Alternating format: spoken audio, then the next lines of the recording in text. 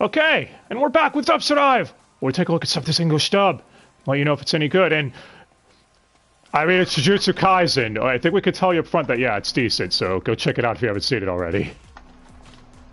Because we're going to be spoiling the hell out of it. Yeah, we kind of have to talk about a lot of the characters. And we are also going to be talking about its prequel film here, Jujutsu Kaisen Zero, if anyone's wondering. So, you know. And if anyone's going to ask, yeah, I would say watch the prequel movie after Season 1, but before S2. It is kind of a mandatory watch, in my opinion.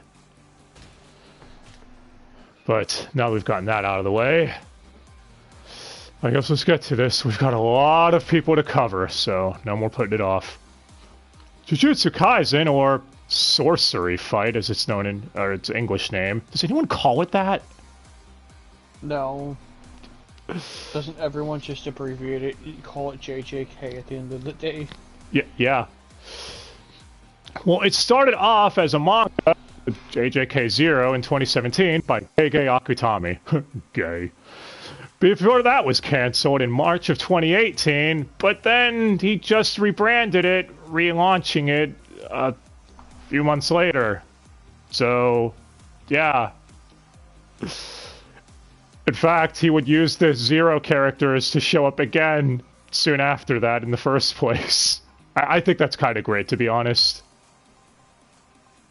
You know, if your manga didn't really take off as well, you more or less rebrand it and then bring it back. Yeah. But anyways, yeah, so the anime would be done by Studio Mappa. You don't know, Chainsaw Man, AOT. Where's the second half of Finland Saga's Netflix dub? Yeah. And it would air in 2020. With Viz getting the distribution Blu-ray rights and Crunchy getting the streaming rights. It's a fucking mess. In fact, I think that might be why the Blu-ray took till this year to come out in the US. Or you could just do what I did and import the Blu-ray from Europe when it came out over a year ago. That works too, I guess. So, sum up the plot. Jujutsu Kaisen follows Yuji Itadori, teenage shonen protagonist, who ends up swallowing the finger of a cursed spirit or demon, whatever you want to call them. They're called curses in this. He got fingered. Exactly. And he more or less is forced to join Jujutsu High, a school where they train young sorcerers to take on evil spirits or curses and exorcise them. And you'll probably know where this goes. He forms a squad with friends, and there's other shit going on behind the scenes with corrupt sorcerers and evil curses that learn sentience and how to talk and interact as they plot to wreck shit. And, yeah. That's basically a very, very, very basic summation, so we can get going. Oh, first things first. Animation. Is that a joke? Yeah, it is Mappa, so I'm guessing really fucking good. Yes. Better than or. Oh, come on, it's Mappa. Now you're just bullying. And? Yeah. As far as the music goes, I like it. It's got a wide range of a bunch of genres. It's got some jazzy shit, some hip-hop shit that kind of reminds me of Persona 3's OST bit here and there. Some rock shit during some of the fight scenes.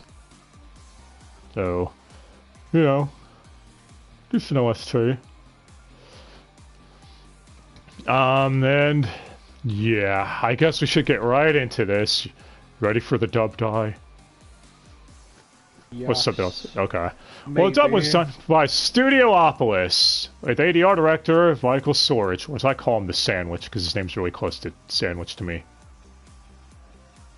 Someone's probably going to say you're an idiot. I know. Anyway, he worked on Digimon and Bleach, so this isn't the first time he's ADR directed something. As far as the scriptwriter, I could not find that. Sure, someone's going to let me know at some point, but fuck it, too late now. We only know the script writer for season 2 and the film. And the film. Yeah, and it does, spoilers, it does change, like the ADR director does, so I'm sure the scriptwriter's different too. But yeah. As far as the script goes, it's fine. There's a couple of pop culture references, like Yuji bringing up how he waifus Jennifer Lawrence. For all we know, that could be in the main. It could be, because yeah, there's even a scene where Yuji acts out a scene of Castaway. And it's like there's no way that's dub only because you even said like it's the full skit, right? Yeah, he even painted a mask like well. Yeah. So. Well. There is one scene where Yuji's training. He's like, "Man, I thought I was gonna learn the Spirit Gun or the Rasengan or the Bankai." Yeah, they called it Bankai. I don't know if that's just a director choice or they fucked up or something, but literally everyone knows it as Bankai, so leave that up for interpretation. But yeah, the other ones we'll get to when we get to the respective characters that say them. Speaking of which, Yuji Itadori, our protag, is voiced by Adam MacArthur, who's Sota from the first Slam Dunk film, Chifuru from Tokyo Revengers, and Saigiku from Bungo Stray Doggies. That show is awesome. Y'all should also check that one out if you haven't. And fine for the memes, Dai. He's Ricky and Patrick in Shadow's house.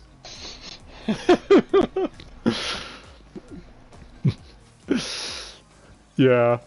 And I think he does a really good job. He's got a way of sounding like your typical shonen protag. And Yuji's not boring either.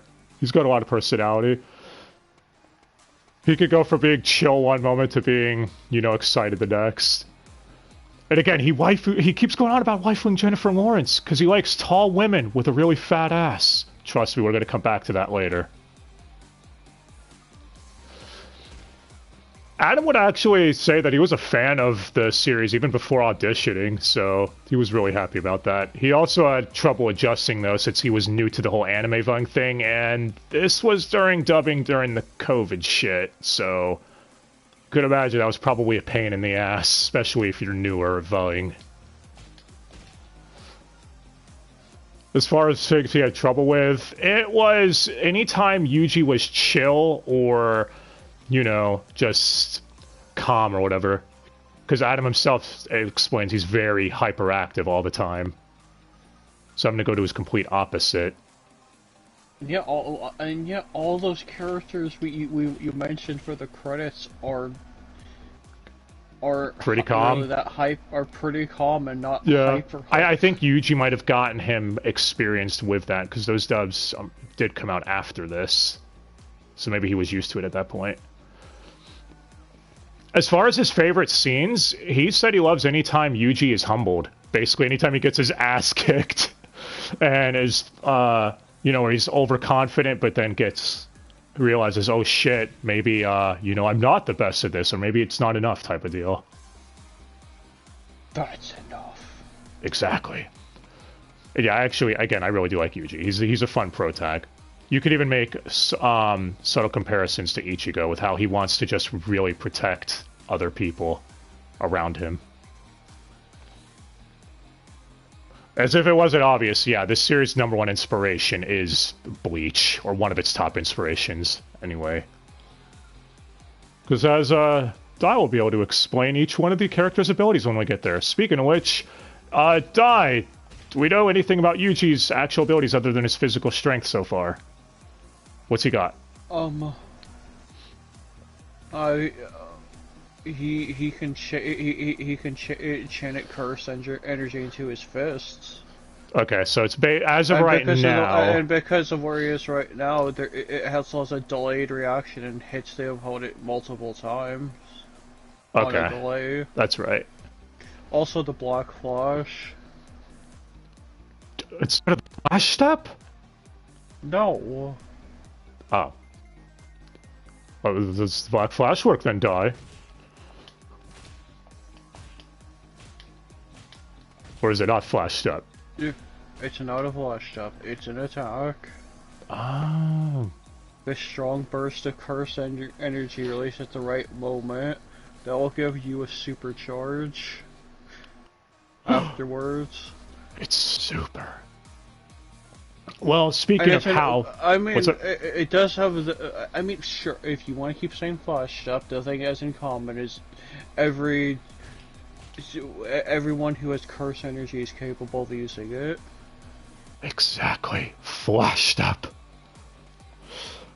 You're retarded. Well, speaking of Yuji, the cursed spirit that's inside of him because he swallowed their finger, or his finger, Sukuna.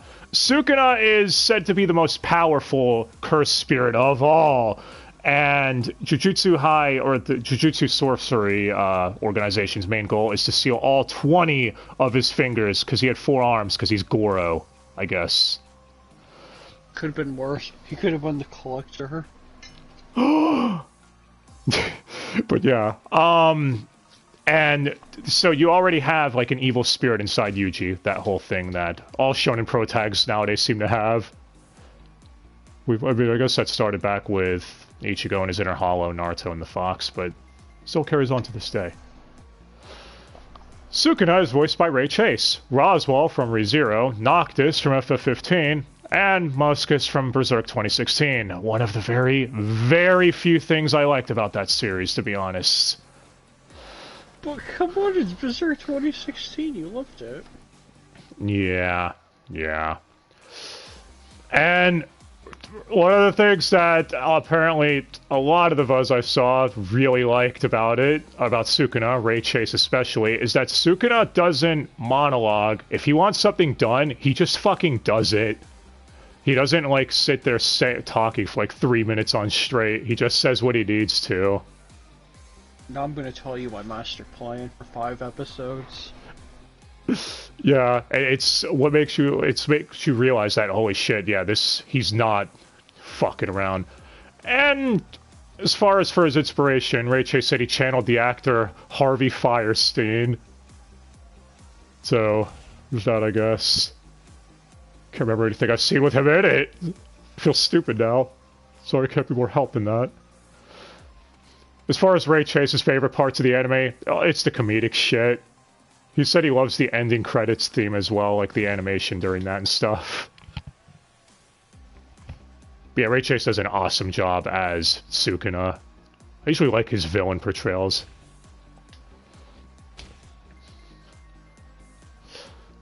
I do wonder, though, is he gonna be fucking with Yuji going forward into Season 2? I want to see more of that, because there's long stretches where he just fucks off into the background, like in the back half. Or you mean the second half of Season 2, without they're doing it? Yeah. Because, yeah, there's long stretches in the back half of Season 1 where Sukuna kind of fucks off. Like, you know he's there, and I guess it does bring a form of tension, like, when's this guy coming out? Because you know he's coming at some point. And obviously he doesn't want Yuji to die, since that is his vessel. And that's what makes Yuji special, by the way. This makes him special, is no one's been able to contain Sukuna's power before. And that's why his curse energy is unstable, because that's the only reason he has it in the first place. Yep. It's something you're born with. I wonder if there's going to be other situations where we find out you can artificially have... Well, I guess there would be other artificial ones, too, since Yuji's technically a case like that. I mean, the closest we get are them using cursed weapons. Yeah. As a substitute. Which we'll get to some of those in a bit. But next, we have one of Yuji's other team members. Yeah, when I mentioned Naruto earlier, this works with a very similar team set up to Naruto. You've got a team of 3 and then a sensei overseeing them, more or less. So this next team member is Megami Fushiguro, who's, you could say, the dick of the team. The straight man? Yeah, the straight man. Who's kind of soon in the beginning. He's voiced by Robbie Daymond, who's Haschwald in Bleach, Mitsuki from Boruto, and Haganeska in Demon Slayer. Or if you want to mention any other roles by him, he's been in so fucking many. Just pull up his Wikipedia page. I'm sure you'll find something. Yeah. And again, it's Robbie Daymond voicing a a guy who talks like this and is kind of a dick. So you all know what to expect from him. He himself admits that he loves how on the surface Megami might seem like a bit of an asshole, but there's way more to him than that, as you find out when the series goes on. Like shit with his sister and the family that he basically left. Because he was part of another clan in the beginning. Oh, you missed your chance to bring up Akechi for those free Persona clicks. Oh yeah! There you go, see, he's Akechi. But hey, Robbie Damon admits that before Megami, he auditioned for Yuji and Sukuna at first, which that would have been interesting. He said that with Yuji, he had just gotten off of God of High School. God, that series was a disappointment. It was an okay 3-episode series. Yeah, so he just channeled that. If you want to hear what his Yuji would have sounded like, just think the Protag from God of High School. And he thought, he's like, okay, there... What's it? Which it's not even like that this first time he voiced a character like that. Yeah. He thought right away he wasn't going to get Yuji because it's like, okay, they just gave me the typical Shonen Protag role. They're probably going to give me someone else if I do get picked for this. And he was right. They gave him Megami. I do wonder what his Sukuna voice would have sounded like, though. But yeah. I guess it's time to bring up Megami's ability. What is it, Shikigami? Doesn't he use demon dogs? Yes. Yeah, he can summon Shikigami from his shadow. Yeah, they're usually doggos. Yeah. But they're dogs, well, the main ones are usually dogs. In Juju Stroll, the post-credit comedic scene, he even admits he's a dog person, so that makes sense. Yeah.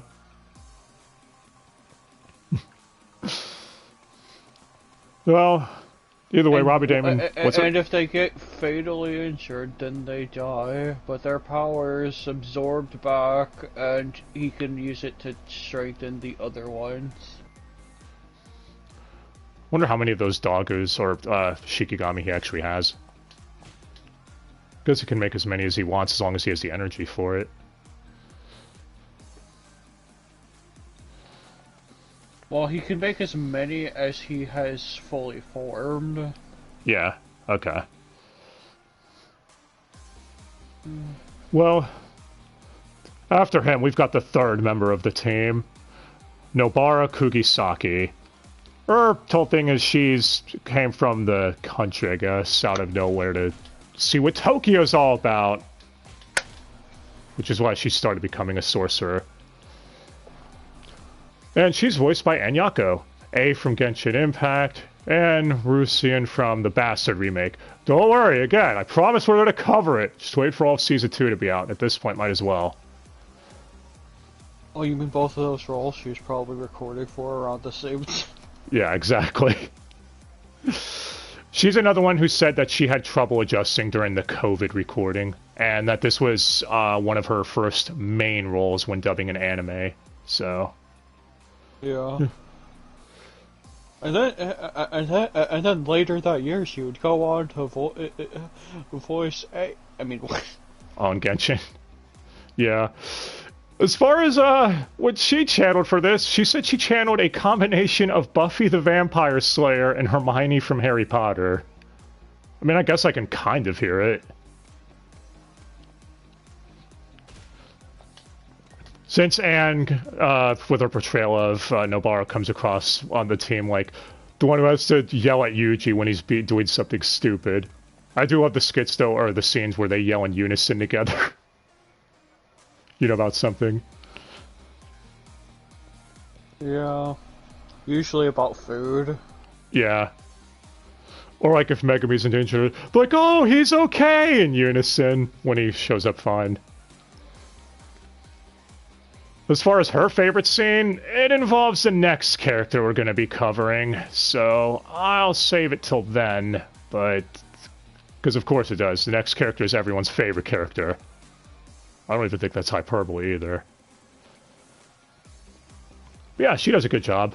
Voicing Nobara. The worst girl, right, Dai?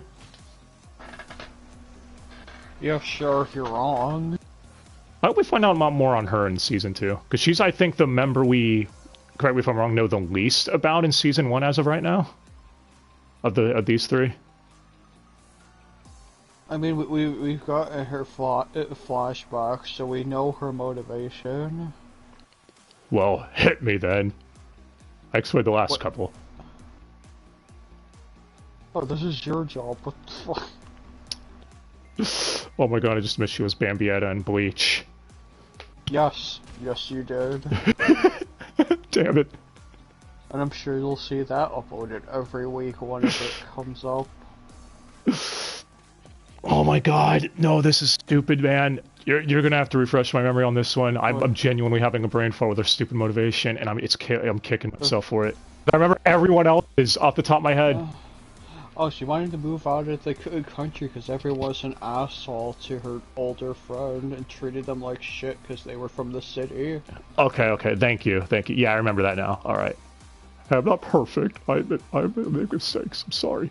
That's why I usually write this shit down. And the one character I forgot to write down, I was like, oh, I'll be fine. And then look what happens, see? So her goal was to get out of that shithole and then maybe someday run into her. Huh. Okay. Alright. Alright, what's her ability? I mean, hey, Nobara's your waifu, so you can explain this shit.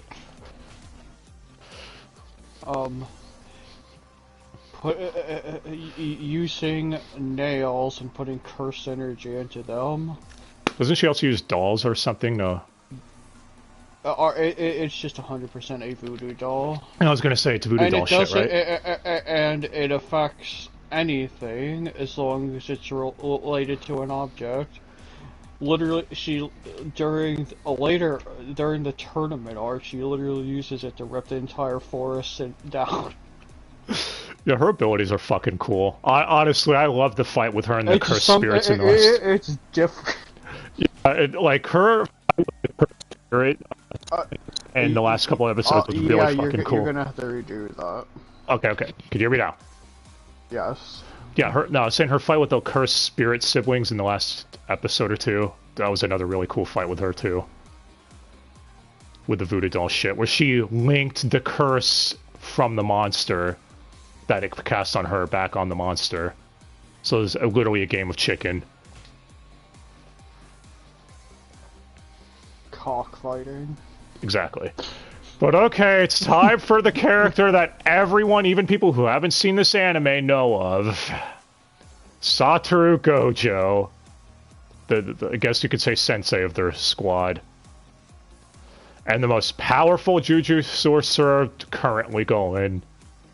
Or what if Kakashi was an even bigger asshole? Yeah, it's literally Kakashi mixed with Urahara from Bleach. And yeah, I'm gonna be basic here. Gojo is my favorite character too. I'm sorry. I'd love to be different. It's like, oh, I'm gonna say no, but I can't. I can't pretend. I know what salty it was. That Juju straw. Well, he's voiced by Keiji Tang. Oma Tokura from Kengan Ashura, another series we're definitely covering soon. Tom from Mashal, and Ichiban from Like a Dragon. Fucking Mashal, where's that dumb man? I hope that. What's up? Which a lot of people will probably know him as. Yeah. And of course, KG loves fucking voicing him. Who wouldn't? He said he loves walking that fine line between, you know, overpowered silliness and being a douche at the same time. So it's, again, Gojo is a fucking awesome character. And now we can finally bring up Domain Expansion, which is something that only very high powerful sorcerers and spirits have. What's the best way to explain this? So what is it? Like, they use their... Like a barrier. Yeah, that basically brings to whatever your will is, kind of. Yeah, and you project your power inside of it. So, for example, if your ability is based on hitting the opponent, they can literally not escape it because they're literally surrounded on all sides by you. Yeah, it's basically a Bankai. That's the best way. It's your ability at its most powerful. Actually, it is comparable to one of the forms of Bankai. I thought Tosen's Bankai, honestly, you know, because his whole thing of putting you in a domain space where where you can't see or hear. Yeah, that or the Byakuya sword field. Yeah. Which he only uses like twice for some reason. Yeah, well, who knows? Maybe he'll use it later. Back on this, Gojo's is fucking broken. It is literally called Infinity, and he can warp space and reality with it. That is busted beyond belief.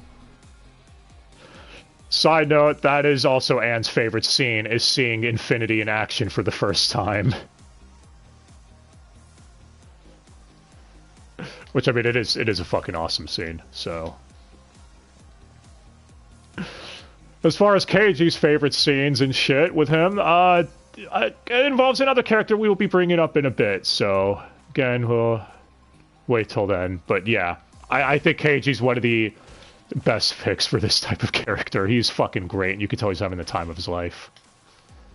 Which but that's there are similarities between him and Ishiba.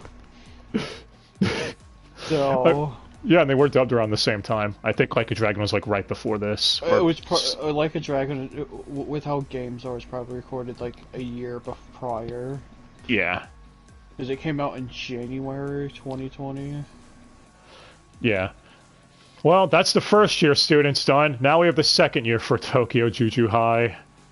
Hey, we warned you all. You all could see the time bar if you're watching this on YouTube. It's going to be a bit of a long one. I mean, unless you want me to go over Megabees. Dome. Oh yeah, actually, yeah. What is Megabee's domain expansion? He released he. It's an incomplete one, but he essentially releases all of his shadow all over the area, so his Shikigami are constantly attacking. I wonder what his complete one's gonna be. Yeah, I like how they have incomplete and then complete ones, basically. So you know, like, when it's complete, that's their full manifestation. Because you form a dome around the person, trapping them inside, and it's stated that it's impossible for them to get out. But it's never stated that it's impossible to get in, and that's where the caveat is. Yeah. Well, I guess let's move on to the second years now. First, we have Maki, voiced by Allegra Clark, boss from AI Somnium Files, and White Blood Cell from Cells at Work, Code Black. That means it's the cells of a black man. Okay, I'm just joking on that one, obviously. I don't know shit about Cells at Work. I haven't seen it. Maybe someday. Well, you need to. I know. But yeah, so... Maki is, well, I guess you'd call her kind of soon on her team, in her squad. And she's the one that uses cursed weapons, right? Yeah. Yes, because she has no cursed energy. Yeah. She even has to wear glasses to see curses and supernatural shit. Because she's from the Zenin clan and is seen as a failure in that family, because they're one of the great families. Think the Kuchiki family, I guess, to be a comparison. No.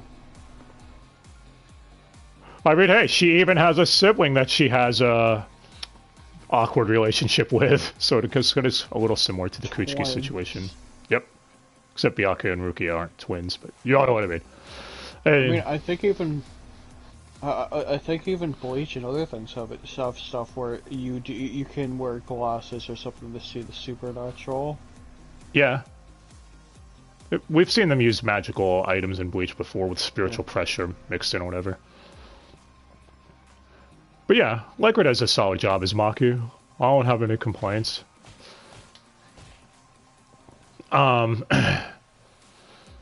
Actually, what cursed objects does she use? Doesn't she use a staff? She uses multiple ones. Yeah, isn't it a lot of them close-ranged weaponry? Because I think that's the thing with her and her twin. anything from a spear to just a sectional staff to everything to a sword. You're gonna want to hit me. I thought you were gonna say a sexual staff. Yeah. I'm sorry. But yeah. Which means she'll never have domain expansion, I guess. As for the next member on their team, Toge Inumaki, voiced by Xander Mobus. Grow from Soul Calibur, Basby from Bleach, but his most known role, Guy from episode 11 of Rent a Girlfriend. No, you forgot the most important thing. Everyone's favorite Street Fighter character, Abigail. Yeah, or Abigail, there you go. He's a truck now. I mean, there's not much to say because, Toge uses cursed speech, so he can only talk without cursing anyone in ingredients for rice balls. Isn't that what it is? Yes. Yeah, so it'll say salmon or tuna. That's really it, because that's all he can really do. And everyone who's been around him long enough fully understands what he's saying. Yeah. There's a scene in the Zero film where he says salmon in an incredibly intimidating way to a dude and freaks him out or whatever. So we'll get to that in a bit, but yeah, that scene was hilarious. Yeah, isn't that his whole thing where whenever he says like silence or seal off or whatever, it activates his abilities because he can give commands. And he's also constantly going through throat medicine because depending on how resistant the spirit or whatever it is, it does backfire on his throat. Yeah, it fucks him up real hard. So, where's that? Now for the last member of their team, they don't have a sensei on their team, at least that we've seen. Panda. So what do we do? Panda? They essentially do. It's a Gojo. Yeah, I mean, because Gojo's now taken over for the first year, so I guess he's senseiing both of them now. Yeah, but besides Panda, Panda was created by the principal of the Juju High, and he can talk and fight and everything. And he's voiced by Matthew David Rudd, who's Garrett from Eden Zero, where shoots 2. Let's see. What the fuck's his name in Blue Lock Die? Borrow. Borrow for Blue Lock, there you go. And Takada from KG Ultimate Survivor, or Kaiji. See, we picked a show from each studio to show that this dude is literally fucking everywhere. But only occasionally is he a main character. Yeah. And Panda's nice. Who doesn't want to give Panda a hug? Everyone loves Panda. You brought up that Juju stroll earlier, where it's like, hey, are you a dog or a cat person? And at the end he goes, do you want me to kill you? The answer is Panda! It's like, that wasn't even one of the choices. You're out there running this joke into the ground. I don't care, I love it. Alright, how does Panda fight? They said that at the end of the Juju scroll. Yeah. How does Panda fight, though?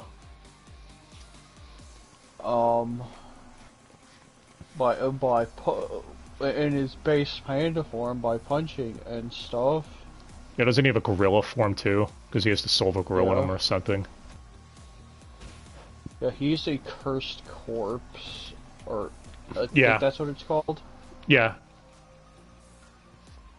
Because the principal manipulates cursed corpses, basically. Like, he can imbue cursed energy into that. And he apparently was able to give Panda sentience and bring him to life. So, he's, I guess, the physical of the group. But after him, speaking of which, we got some of the side characters from the school. So first we have Ijichi, who's the help. That's all he is. He taxis them around and can put up veils, which are made to keep normies out of the curse zones.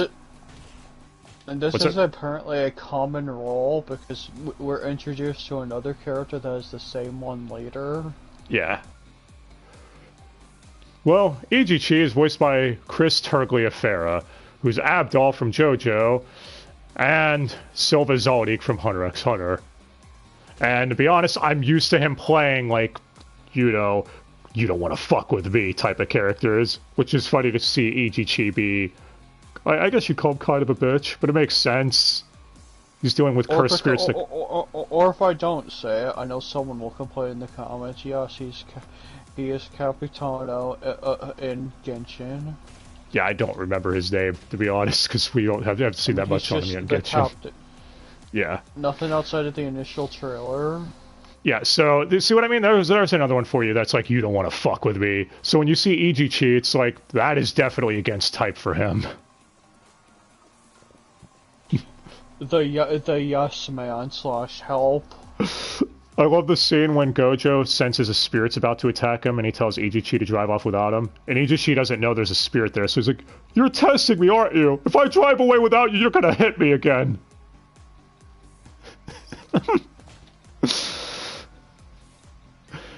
But yeah, he does good as him. Next, we have one of the other senior sorcerers. I guess one of Gojo's colleagues, Nanami, who's actually the more serious one. He's like, I only work 9 to 5. Any more than that, I don't want to work. I think it's just 10 to 6, but you know what I mean. Yeah. Yeah, 10 to 6. Yeah. Whatever, same thing. He's voiced by David Vincent. Grimmjow from Bleach, because I can't stop mentioning Bleach. And Gilgamesh from the Fate franchise. Though for some reason under that he's credited as David Ernest. What's next? You gonna bring up Blaze Blue? Yeah, he's Jin and Blaze Blue. R.I.P. And you all already know, if you've seen this series for any number of time, I'm a David Vincent mark, so hearing him I was really happy about. Especially as a major character. And, Keiji actually said himself his favorite moments are when Gojo's interacting with Nanami, because he loves their dynamic. He loves anytime Nanami's around, actually. Since Gojo's the... Half the time he's not even taking anything Gojo says seriously. Yeah, because how can you? Gojo's an asshole. And Nanami's the straight man, I guess, in their dynamic.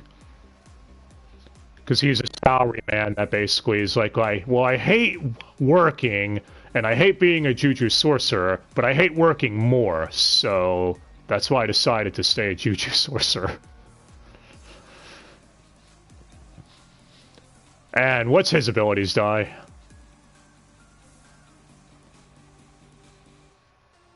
Dai?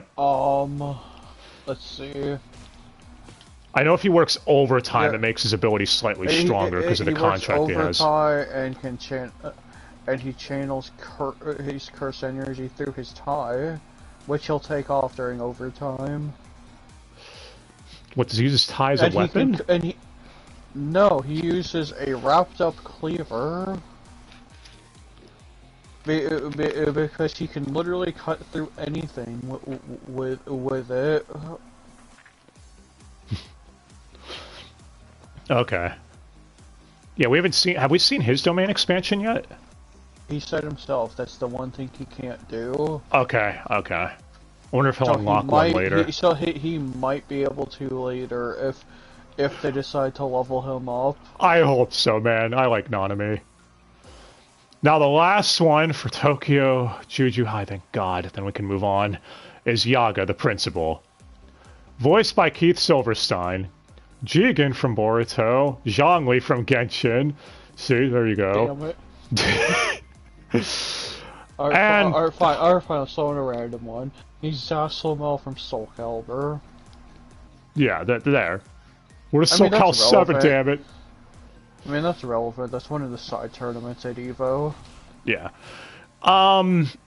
And the principal, his ability, as we mentioned before, he merges shit with cursed corpses, so. And he seems very quirky, but we don't get much of him. Like, we're constantly testing the students if they can join. He does that with Yuji. And he seems like, oh, well, I've got bad news for you.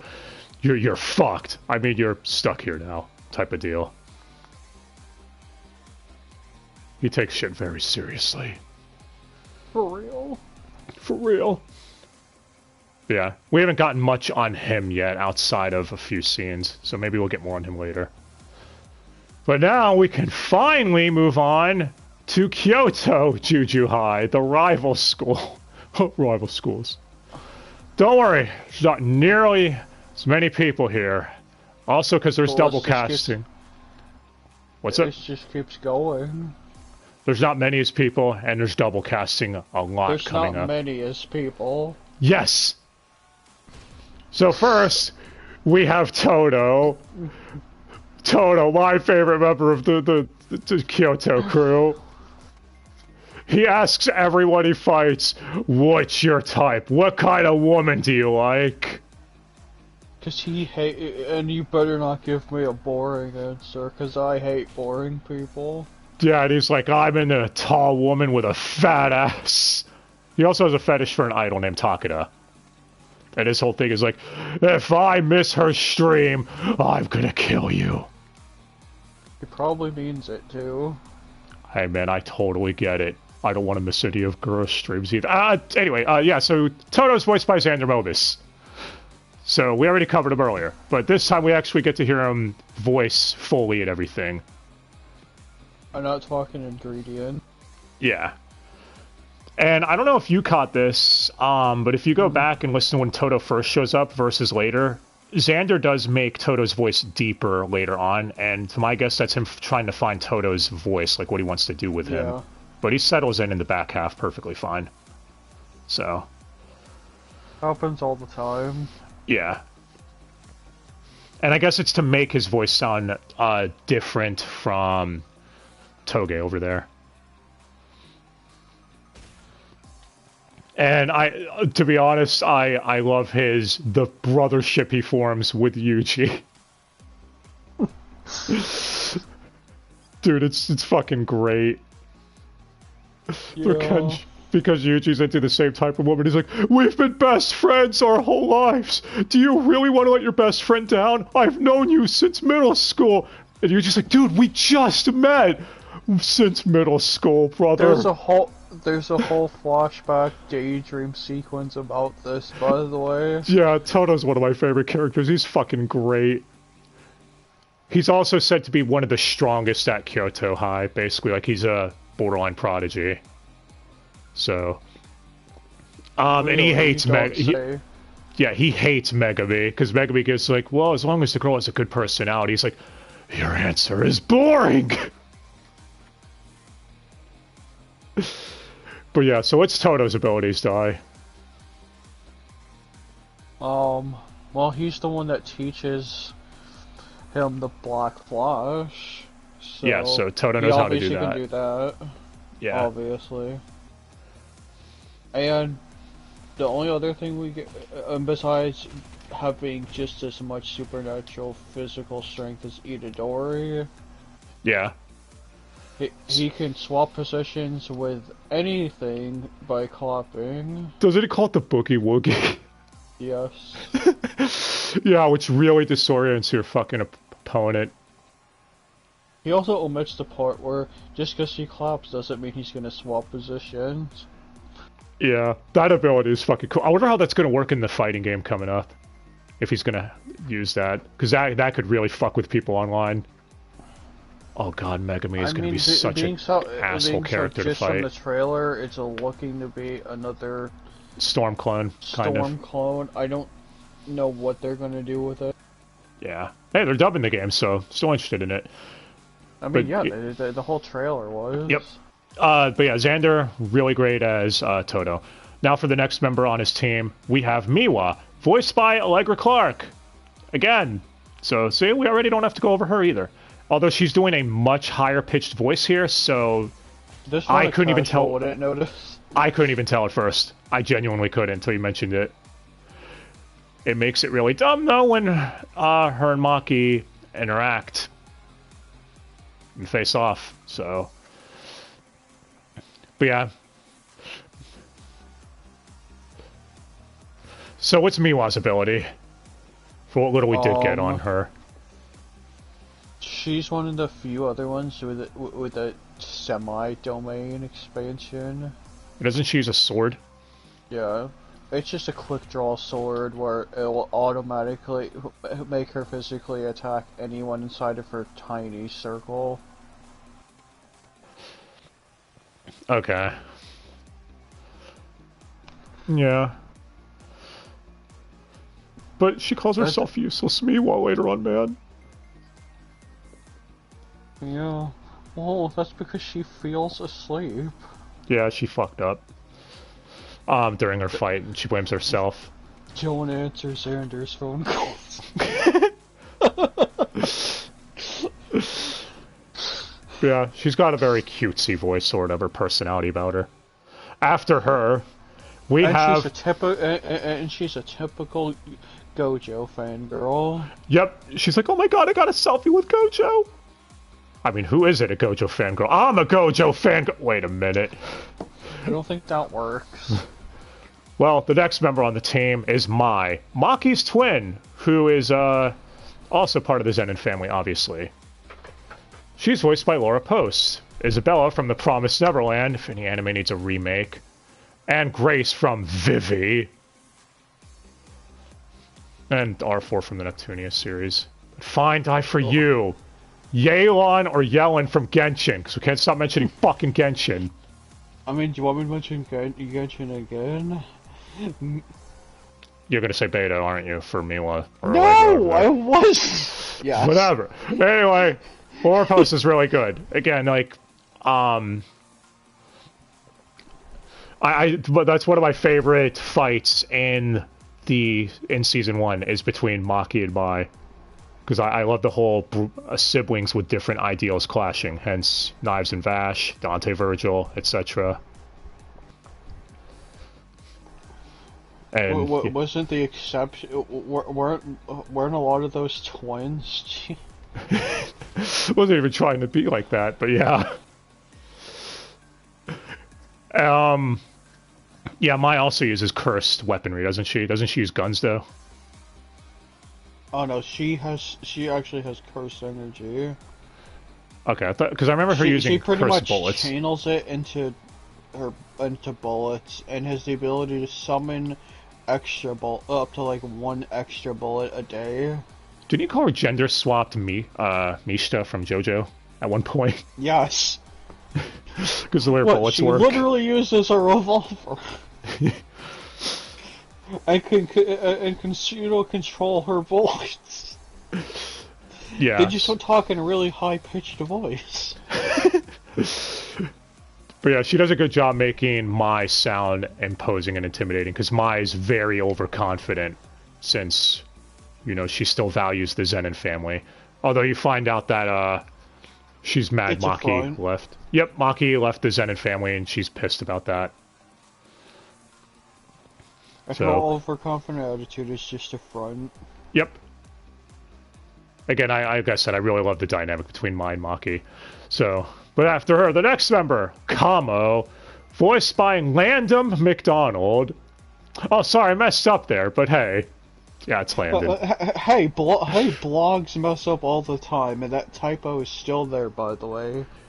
Yeah, so side stories were just for fun. They just put up the cast for Bungo Stray Dogs Season 5, and they credited Rompo over there as Landum with an M at the end. There's also Kazuki from Buddy Daddies and Hakai from Tokyo Revengers. And, okay, what the fuck is Kamo's ability? I'm going to be honest. We're not very descriptive of that. He can manipulate blood. Oh, so he's like a dead man from Dead Man Wonderland. Or Carmine from Under Night and Birth. Yeah. And he can also as Megami put it, juice by enhancing the blood in his own system to make him physically stronger and stuff too. Yeah. And faster. Kama's whole thing is he believes Yuji should be put to death because obviously Yuji's literally carrying the most powerful curse in all of existence in him. That's a risk. Oh, there's that. Yeah, and he's carrying around blood packets. He's a vampire. Wait a minute. Yeah, he's not cutting himself. I know they weren't clear on that. He's carrying around blood packets. I figured. Like, yeah, you wouldn't want to. Yeah. He even the most common one he uses is just a bond. Used the blood to bind them up. Woof. Oh, yes. Great. Now you're gonna now just think of the fucking BL lovers of Fujoshi's thinking him doing that to Gojo die. What the fuck? But, yeah. After him, we have Ultimate Mechamaru! Voiced by Keith, again. Yeah. Which, yeah, it's just a dude who's basically can't walk, controlling him from far away. I can't walk, all bandaged. It's essentially remote proxy controlling. It's pretty much Pain, except a robot. Yeah. I think the dude's real name is Kokichi. That's what I have written down. Yeah. But, and if I can't trust my own writing... But yeah. Well, joke's on you, you're illiterate. Wait, what? But yeah, he ends up fighting Panda, because Mechamaru was a suit created by Kyoto High, and, you know, Panda's fabricated being created by Tokyo High, so you see what they're doing there. And Panda's even like, I thought we could be friends, man. We could bond over our shit. And, yeah, so how does... When the fight is over, they really... Yeah. Doesn't Mechamaru, like, can he fire a death laser cannon and shit? Death laser cannon from his hand, or his mouth, or super ultra death cannon from his mouth. And, you know, razor blades and stuff from his hands. Anything you expect from a robot. And what I was half expecting a chainsaw or some shit. Wrong Mappa anime. Details. But yeah, and yeah, they put a filter on Mechamaru too when he's talking. I will say this is the dumbest double casting though, because Panda's having a flashback and then it cuts to Mechamaru's real body, Kokichi, talking. So it's going from Keith to Keith, and there's no way anyone wouldn't notice. Yeah. And this isn't the Maki Miwa thing. Yeah, no, this one was really bad. Would 0% notice that, even though they were fighting. Yeah, this one though. Yeah, this one's really fucking bad. And I do agree with people having Keith voice teenagers is a little off. Like, his voice does not lend himself well to that. I still think it is fine as Mechamaru, but yeah, the double casting was, I think, at its worst here in this moment because of the situation. Now, the last member of the Kyoto team is Momo. Best girl, fight me. Voiced by Tara Sands, Bisky from Hunter x Hunter, and Mokuba from Yu-Gi-Oh! And also, she was like 50 ad voices throughout this series, too. Yeah. And Momo's whole... What's up? And voices someone else, if we haven't got to them already. I don't think we have. You didn't write them down. I didn't because of the number of characters we have. Yeah. I know who you're talking about, but yeah, they will be covered in the follow-up season 2. I mean, they aren't even that relevant enough to bring up anyways. Yeah. Because so if anyone's like, hey, you skipped Shoko or so these other people. Yeah, that's why, guys. You see how long this is already. We still have more to get to. We still have to get to our villains. Oh, yeah, we do. We're already an hour in, pretty much. Yeah, and then we have Zero. Thankfully, Zero doesn't have many new people, so we're good there. But yeah, so Momo, her whole thing is being cutesy, saying that a woman must look presentable while being strong in the Juju world. That if a guy gets a scar on the face, it's seen as a badge of honor, you know, battle scar. But if a woman gets it, her level goes down. It's beauty and all that. Not entirely wrong, I suppose, but that's not the point. Point is, she, what's her ability, Dai? Isn't it wind? Yeah. Other than that, she is essentially a pseudo-navigator because she just flies on a broomstick in the air. Yeah. She's not that. It doesn't seem like she's strong physically either. Like if someone physically No. gets to her, she's basically fucked. Like doesn't Maki takes her down, right? No. Oh wait, I thought it was Nobara. Maki. Oh. Yeah, it was Nobara. That's right. Sorry, man. You waifu both of them. I got them confused. You're such a hoe. Yeah. He used the voodoo doll to bring down the broomstick. Broomstick versus voodoo doll. Which is the example showing, yeah, it's not it's not just used on spirits. It could be used on anything as long as it's attached to something. Well, yeah. Well, Tara does a fine job as Momo. Now the last one for... What's up? I'm sure there'll be an awkward arc in the future where they make those two team up or something. Probably. But the last one for Kyoto is Yoshinobu, the principal. Voiced by Kyle Hebert. Aizen from Bleach, because I had to mention Aizen, come on. Aniruma's grandfather from Welcome to Demon School. Give us these 4! And yeah, he's an older dude, so...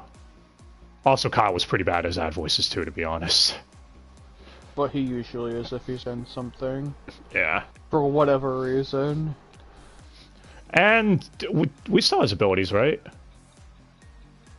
A tiny bit. Yeah, doesn't he, like, use a guitar or whatever and use himself as the amplifier? Yeah, he used an electric guitar and essentially shot lightning out of it. Dude, that's fucking awesome! We didn't get to see much more on that because we got I'm pissed! Yeah, we did! But, because he was fighting a fucking Xander spirit too, wasn't he?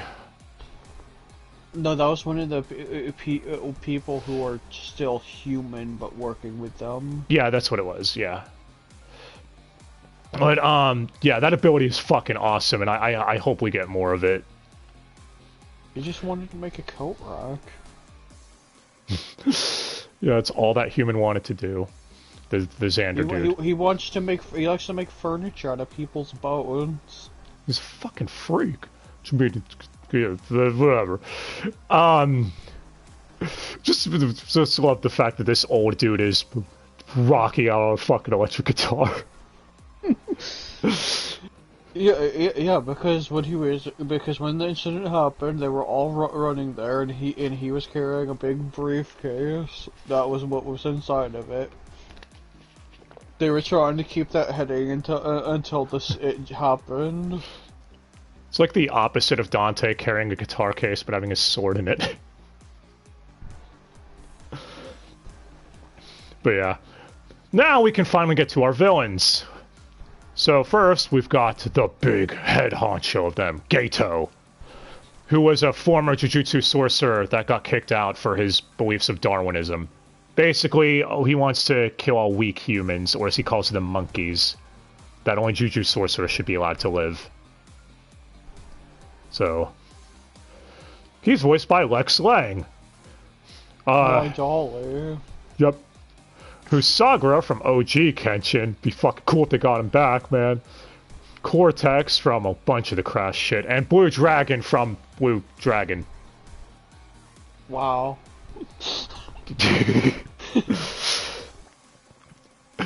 And yeah, I think he does great as this villain. I love the scene when no one else can see the spirits he's talking to in the diner, but they see him, so it looks like he's talking to himself like a crazy person. And you missed your chance to bring up Megalobox. Shit! I did write that one down, honestly. You're right, I did. But yeah. So, Geto's abilities, we actually do see a bit of them in the Zero film. What are they, Dai? I guess he summons spirits. Yeah, it's all we really see him do, and he can merge them together to do an attack with them.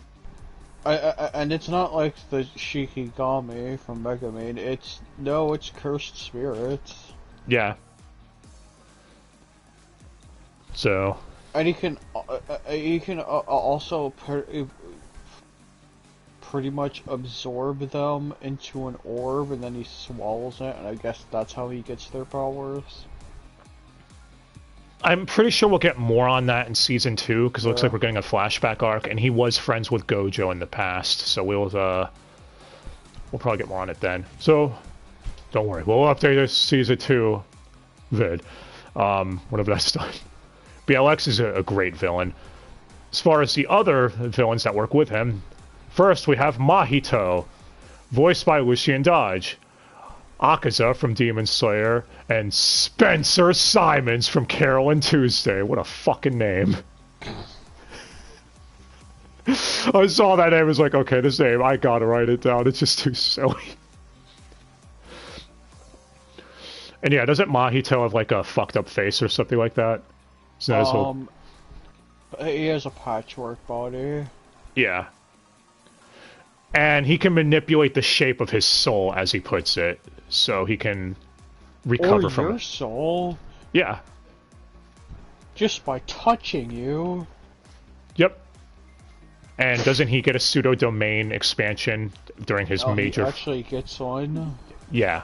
It gets cocked, because that's how we're shown they could be entered from the outside. So do we actually get to see everything it did? Because he needs to touch you, it was nothing but hands everywhere. Oh, he's gonna grope some people. Okay, I gotcha. But yeah, he's just a spirit that wants to have fun, basically, and experiment, as he puts it. Yeah, he wants to experiment with humans and see how much he can get away with.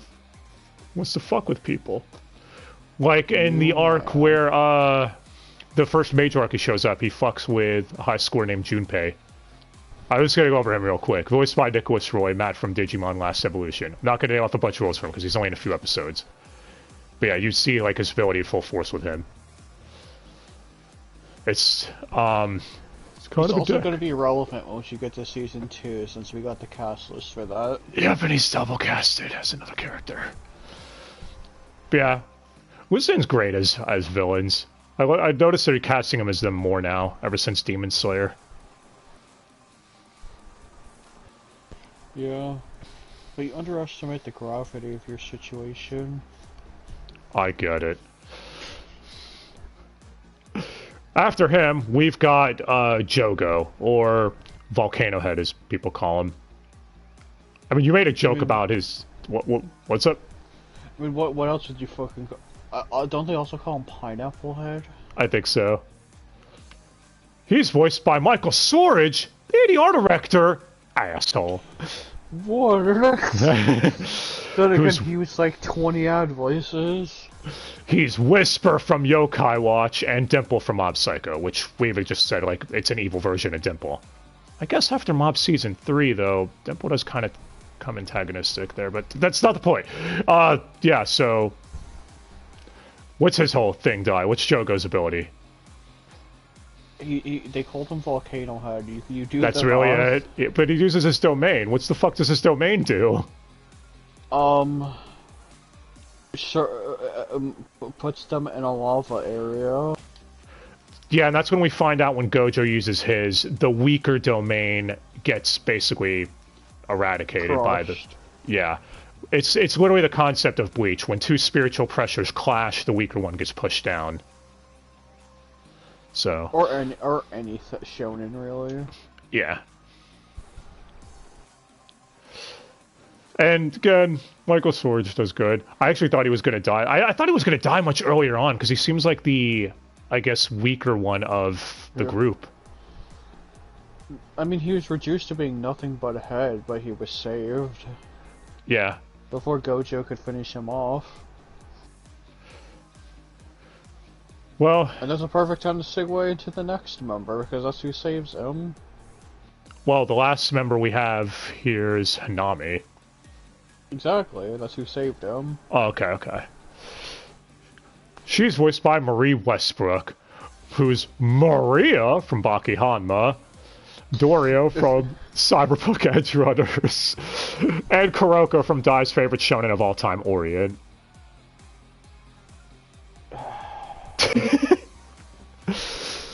I mean, she has a filter on, so it would have been hard to tell no matter who voiced her. And the first question someone will ask if they look up an image of her, wait, that's a female. Yep, that's a female. Someone who could probably be Abby's twin from Last of Us 2. One of those is more feminine than the other. The other one is Abby. And yeah, Hanami's basically, I guess, Poison Ivy. She hates how humans are destroying the plant life in the world and shit like that. Which, well, instead of destroying it while wearing essentially a leaf swimsuit, they look like that. yeah, so is her ability just nothing but plants? Plants, trees. Can't she have you get hit with buds that drain your drain your curse energy? That will grow based on the curse energy you're using. So you pretty much have to. You either die or you stop using cursed energy and get dragged away or run away if you still can. Yeah.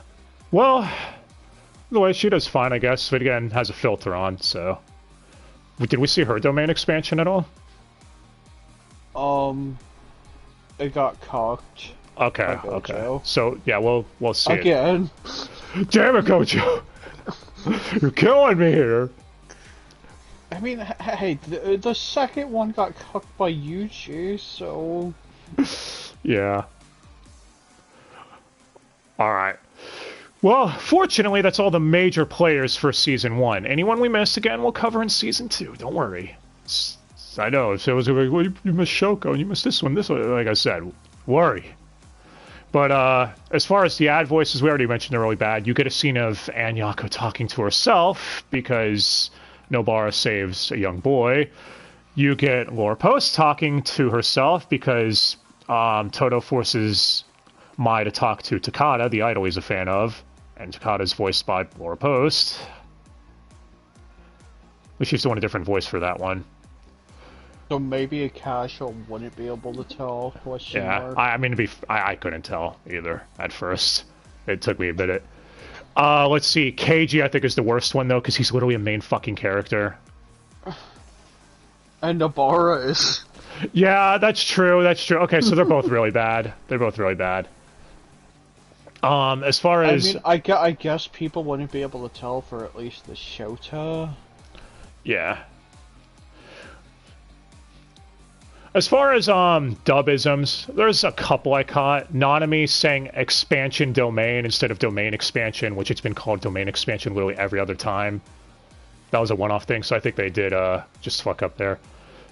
And Nobara calling people normies. That, I guarantee, is dub-only term. But hey, at least she mentions that she's a fan of Smash Bros. On Wii. I have so many questions to some of these references. But yeah. JJK Season 1, fucking great time. I enjoyed it a lot more marathoning it. Like, when we got back, watching it through a second time, I will say. It was really good. So... if anyone out there, I saw some people saying they just couldn't click with it. I would say now that it's done, give it a second chance. Now that it's all done, you can marathon it, and maybe you'll have better time with it. Shonens are harder to watch weekly. Yeah. But fuck it, man. I can't wait for Season 2. I'm into it now. And we're 2 episodes behind in the dub, so it's perfect. But we're not done quite yet. Now we've got the prequel film, which fortunately there's only a handful of people to go through, and there's double casting abound, so yeah, we're good there. So Jujutsu Kaisen Zero was released at Christmas time in 2021, and then March of 2022. I was there opening weekend, actually. Theater was surprisingly packed, and it's my shitty theater, so... must have not been a Disney movie.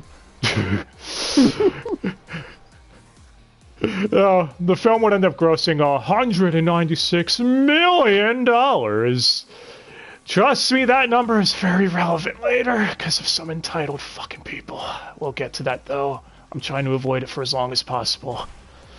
And this film, like we said, would be a prequel to the main series, following Yuta Akotsu, who they name drop several fucking times throughout season 1. They reference the shit out of the events of Zero. And you might say, well, could you start with Zeros? Because some people think you can. No. I don't think so. No. It's no, they act like they expect you to know all the terms and stuff. Yeah, they explain some stuff on the cursed energy to Yuta since he's a new student, which I'll explain his thing in a minute, like his whole gimmick and all that. But the cameos from the Kyoto High students, they tell you who any of them are, so they all just show up in the climax. It's like, wait, who the fuck are these people? So, yeah, just don't think that would have been a really good idea to start here. So, Yuta's whole thing is when he was younger, he lost his best friend, Rika. She died. And Rika is now... Raccoon. Yep. And now her cursed spirit is back from beyond the grave. And anyone who gets close to Yuta gets hurt. And anyone who bullies Yuta who gets hurt and murked and all that shit. It essentially acts like a stand. Yeah. So, Yuta's kind of emo in the first half of the film until Gojo recruits him. It's like, you should come to Juju High, blah, blah, blah. And yeah, he joins Maki, Panda, and Toge's team. As they say in Season 1, though, he's overseas. That's why he's not there. Yuta is voiced by Kaylee McKee, who's Kusunoki from Licorice Recoil, and Black Claw from Re Cutie Honey, that thing Discotheque's dubbing after not being dubbed for years. So, and I think she does fine. She said she related to Yuta because she's lost friends in the past too. I don't know whether she means that they died or that she metaphorically said they fell out of touch. Wasn't very clear on that, so you pick one. Yeah, just the letter yes. I know what I said. And I think she does all right as Yuta. I don't have any complaints. Aside from, I said this during Kotaro Lives Alone, which ironically enough was dubbed at like a month after this dub came out. I still think she needs to work on whenever her characters are crying, which is still a thing for a lot of us that are just hard for them to master, to be honest. It's not terrible, just, yeah. It's my only nitpick, I guess you could say. Oh, Oz. I think she did good. So is Yuta's abilities just revolving around Rika? Yeah. Or even channeling Rika's energy into a sword. Because releasing Rika is dangerous. Yeah, because Rika's unhinged as fuck and basically yandere for Yuta. Because she promised to marry him when they were younger. Speaking of which, let's get to Rika. Rika is voiced by Inaris Quinones. Again, we'll get there. I know someone's going to bring it up. Yuki from Horimiya and Karin from Kuma. Brr! Yeah, that last one had needed the emphasis. And, I mean, she does fine as Rika for when Rika's there. A lot of her dialogue also is filtered, though, because of Cursed Spirit. She did say that she tried keeping a balance with, you know, childlike innocence from when Rika was a human and when she was a spirit, as well as being crazy. Oh, well, since natural. Yeah. Since Rika has trouble properly handling emotions in her current state. But, again, I think she did fine. I'll get to it after we're done with the cast list, so don't worry. For those who are like, what the fuck are you talking about? You're in for a treat, trust me. But yeah. Read me more. After her, we've got... The main villain of this film is Gato, and we have his squad that he worked with in this film, which... These were just Juju sorcerers at this point, right? That were working with him? Former Jujutsu sorcerers. I don't think we went over that part.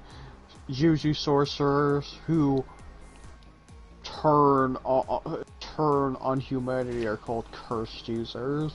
Yeah, you're right. Okay, so there you go. Well, the first one is Minami, voiced by Laura Post, again, and she's just basically Gato's secretary. We didn't see really any abilities with her, did we? She doesn't really do much. She doesn't do anything outside of just being his secretary and standing around. After her, we've got the one Gojo ends up fighting, his most dangerous enemy yet. A black man named Miguel. Voiced by Bill Butts, who's host from Konosuba, and Miles Morgan from Engage Kiss, which I had higher hopes for that show, honestly. We watched it. And it had the gall to end on a cliffhanger. The joke's on you, Licorice Recoil's the one getting a season 2. Yeah. Bill does a good job. Do we see what his abilities are, honestly? Because I know he gets fucked up by Gojo. If I was going to say spoiler, guys, it's fucking Gojo. I mean, he doesn't get to use that much because he's being slapped around by Gojo. Doesn't he have like a string ability or something like that? It's like a bunch of cursed... I want to say hair or something wrapped into a rope that... Yeah, because I remember him saying it was something cursed thing woven from his country, if I remember right. Yeah, and it did look like it was gonna do flame stuff, but he was fighting Gojo. He was fucked from the beginning. And he will be in season 2 from what it looks like because he was in the post-credits scene. So yeah. And I do want more on. Judging from that post-credits scene, it seemed like some of the people left Gato. Yeah. He's the only one we're confirmed on, probably, question mark. Yeah, because he was with Yuta, wasn't he, at the end? Well, yeah, because Yuta was in a foreign country, what they kept alluding to throughout the entirety of season. Yeah. Now, the last two we have to go over is the twins, Nanako and Mimiko. So first, Nanako, voiced by Ryan Bartley. See, there you go. There's who Shoko is in season 1. Now you don't have to ask. Who's Kitayama from the Irregular at Magic High School. See, this is a new season. This is on purpose. And also Ram, or Rom, whatever the fuck you want to call her, from ReZero. Unless you want to mention another random will die. And they're also Sage from Sonic Frontiers. You gotta mention that one every time. And, yeah. Do we see either of the twins' abilities, actually? Not really.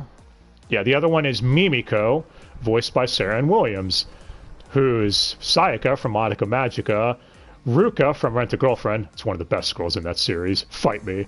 And, hit it, die, who from Fontaine and Genshin? I closed the tab. But you also forgot them. You also forgot the character they voiced before too. I think their name is Mita. Yeah, her name's Mita in season 1. I mean, just gender swapped Chris. Yeah, Ichiji, because she's another helper. But yeah, Seguini. Seguini and Genshin. There you go. See, yeah, totally was gonna remember that. Yeah, you're gonna remember the character that hasn't really even talked all that much, exactly. But yeah, we didn't see much on the twins, but when researching this, I was, well, spoiler, they're in season. They're in future chapters of the manga, so I don't know if they'll be in season 2, but I do know we're gonna get more on them, obviously. Yeah, I know what you want. You want the. I want the twins to fight the other twins. That's what I want. Please, no one spoilers. I don't know if that happens. But that's what I want to happen. I think I told you during Bleach, when I was like, man, Xylopero's the science geek of the spot. I want to see him fight Mayuri. And my friend is like, dude, did you just read the manga? And I was like, what? Does that happen? you want the obvious parallel to happen. Yeah, because it's like these are twins that get along and are on the same page and everything. versus the twins that clearly have an estranged relationship. So I want to see that happen. I think that'd be cool. Also, because we didn't really get much on the twins in this movie. And if anyone's still... I'm going to guess they're still working with Gato. We're probably going to see more on that later. I don't know. But yeah, both of them do a good job. Again, the twins don't really talk that much in this film. It's mostly just Gato. As on the villain side. Oh, I didn't even mention the ADR director this time. What's it? They just served to fill up Gato's squad. Yeah. So the ADR director this time was Susan Goldish, or the Goldfish as we keep calling her, who's now returning for season 2, with the script also being Jeff Nimoy. You all know. Returning for season 2. Yep, Wolfwood from OG Trigun. So, yeah, and I think the scripting was fine in this movie. As far as the ad voices, I noticed a Keith ad voice at the start of the film. I don't know if you did. Yeah. There was a few recycled ad. Yeah, there was a few recycled ad voices. You mean that one that was shoved in the locker? Yes. Yeah. Now, I guess I can't avoid it any longer. Gotta talk about it. As I mentioned, this movie made a shit ton of money, and there was a couple of people who did nothing but act like entitled bitches because of the low pay they got on the film. The major one being an heiress who more or less acted like she was owed a shit ton because of how much money the film made. The problem is, her character barely talked. Yeah. It was confirmed she even, like, finished everything in 2 to 4 hours. Because of how little the character did. The character Rika probably has, what, maybe 20, 25 minutes of talking lines or screen time? And that's being generous. If that... Again, that's very generous, especially when a lot of times it's just flashback to scenes that we've already seen. So, again, she also isn't, like, one of the animators that worked on the film for fucking months and months, maybe even years. She wasn't one of the main people on the production side, or whatever. All you did was talk over someone else's work. You're not entitled to all the money all the work they put in. Yeah, and the other one who bitched was fucking Tara Sands! And it's like, I think you were in the movie less than Rika! What the fuck? Wait, she was in the movie? Cameo at the end. Oh, that... Yeah. It's like, what the And if you want to pay, everyone wants a pay raise when working. I get that, but when you come across like an entitled prick about it, it's like no. Not to mention, they're like, oh, we can't go any farther with it. What are you talking about? You're literally in this film, and you can carry that on the con circuit for life, more or less. How many people are going to want to say, dude, I got my shit signed by Rika from JJK Zero, or Momo from, or whatever.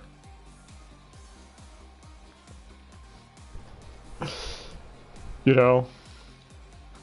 They tried saying this whole thing, they can't negotiate any money they make as a VA, which, by the way, that is also complete bullshit. I'm going to use an example I saw someone else point out, Zeno Robinson. He actually raised the amount of money that he charges for his autographs from 30 to 60 at con signings.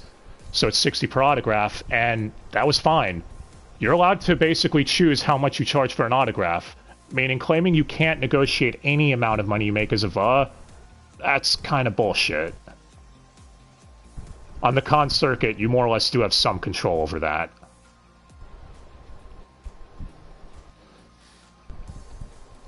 And speaking of an heiress, trust me, on one of the other upcoming Dubster dives, I'm gonna have to bring this bitch up again because of shit she pulled. But that's the end of that there. But before we close out, one last funny thing to bring up with the dub that was really silly. Mm-hmm. The twins, Di. Remember how we cut to Ryan Bartley and Sarah Williams' characters to talking, like the twins talking and monologuing about how they were Jujutsu sorcerers cast aside, to Shoko talking to Mita, the two characters voiced by Ryan and Sarah.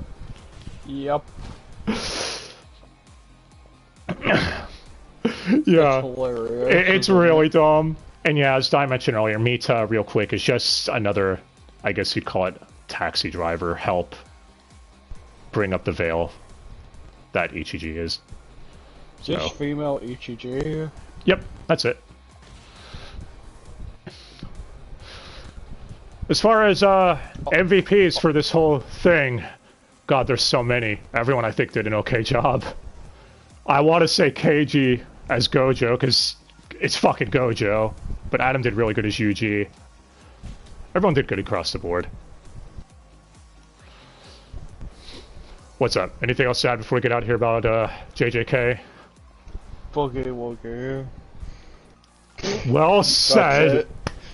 Well said.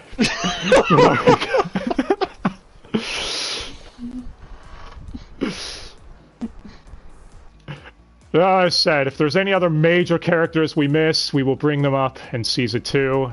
And same with that, and I'm sure that will go on for an hour and a half, just like this. Yeah, probably. Well, no, probably not, actually, because we don't have to go over who voices everyone and give them character introductions. So I think it'll go quicker. But yeah, if you haven't seen JJK yet, highly recommend checking it out. It's really, really good series. Especially if you're a fan of Bleach. Like, if you like Bleach and are looking for something very similar, go check it out, which is funny. They're both airing at the same time this season. But alright, guys. Next time we'll cover something. Oh, yeah, we'll see. Could be anything. We could cover Dai, the anime, starring Dai. What? I don't fucking know. I thought that already existed. It did? Yeah, it was the April 1st Dubster dive. Oh yeah. See, if Hybrid Heart came out, Hybrid X Heart, that would be one of the mains, definitely. Yep. What? Yes. Alright guys, thanks again for watching and sticking with us for this long video. If you did, you're a legend for that. Shounen instead. Yeah, or there you go. But alright guys, till next time, we've tried long enough. Get out of here. And yeah, let us know what y'all thought of JJK and all that stuff, and who your favorite character is, and who Best Girl is. We all know Best Girl is Momo, right, Dai? Yeah, sure. Second place being Miwa. Mm-hmm.